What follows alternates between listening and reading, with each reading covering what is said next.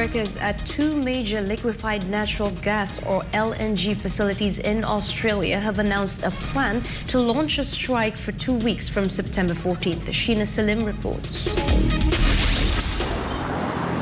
Workers at Chevron's Gorgon and Wheatstone LNG projects in Western Australia will launch more strikes amid an escalating dispute over pay and work conditions. The 2-week strike will start on September 14. The two facilities accounted for about 7% of global LNG supply last year. The announcement of a strike came after almost all of 461 employees from the Gorgon and Wheatstone sites rejected the company's pay package proposal. News of prolonged strike action has raised fears of disruption to LNG exports and sent European gas prices to a nearly 2-month high. A representative from Chevron said it is now trying to find a solution for the company, its employees, and the gas market. Research and analysis provider Bloomberg NEF warned that a 2-week shutdown at the Gorgon and Wheatstone facilities could lower Australian output by 1.1 million tonnes. Reporting from New South Wales, this is Sheina Selim, SMNI News, Australia. In other news, the leader of North Korea, Kim Jong-un, and the president of Russia, Vladimir Putin, may meet this month for weapons talks, but the Kremlin said that they have nothing to say on this matter. Meanwhile, South Korea's president accused North Korea of being a threat to Southeast Asia. The details from Kim Song.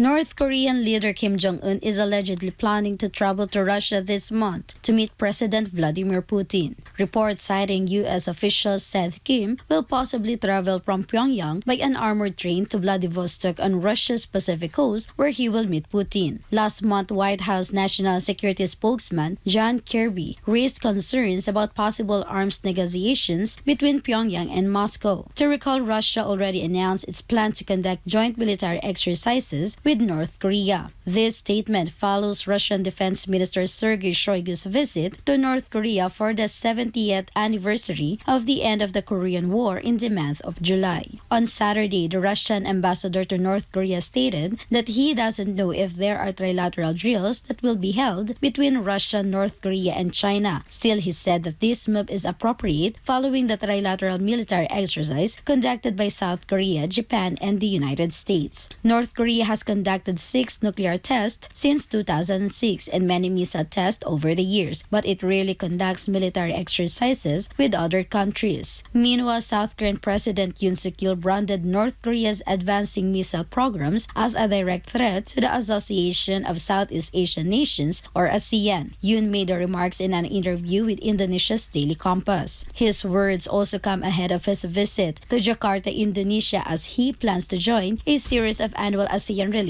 summits. According to Yoon, the North poses a threat with its missile provocations and nuclear threats. With this, he aims to call for support in dealing with such threats. Yoon traveled to Indonesia on Tuesday, and he is also set to travel to India later this week to attend the G20 summit. Eyeing the denuclearization of North Korea, the South Korean president urged unity among ASEAN countries to meet such threats resolutely. Yoon added and reiterated that the stability in the Indo-Pacific region is also connected to global peace and stability. Furthermore, Yoon requested trilateral cooperation amongst Japan, South Korea, and China, and hopes that the cooperation between ASEAN and the 3 dialogue partners in Northeast Asia will grow stronger. Yoon also underlined Seoul's commitment to expanding support for the ASEAN region. Seoul, Sobogo Kim Sang, Imnida, SMNI News, South Korea.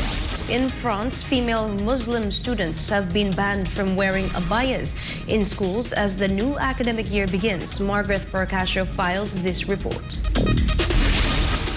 On Monday, September 4th, French authorities imposed a newly announced ban which prohibits female Muslim students from wearing the abaya, a loose-fitting full-length outer garment worn by Muslim women.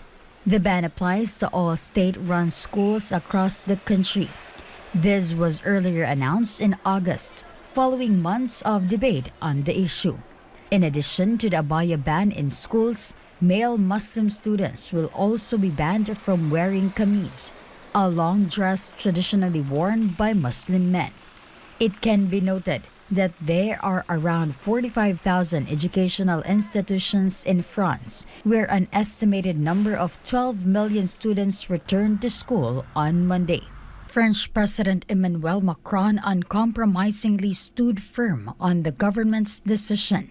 Quote, "Schools in our country are secular, free and compulsory. But they are secular because this is the very condition that makes citizenship possible, and therefore religious symbols of any kind have no place in them. And we will vigorously defend this secularism."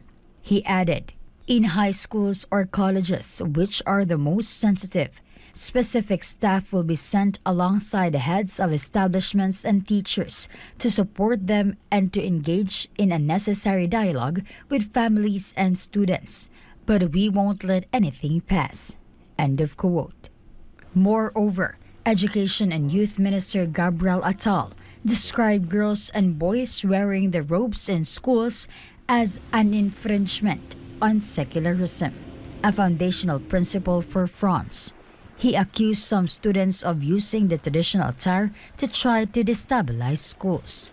According to Attal, quote, "When you walk into a classroom, you shouldn't be able to identify the pupil's religion just by looking at them." End of quote. But contrary to the ban, French Prime Minister Elisabeth Borne said that every French citizen's religion has a place in France.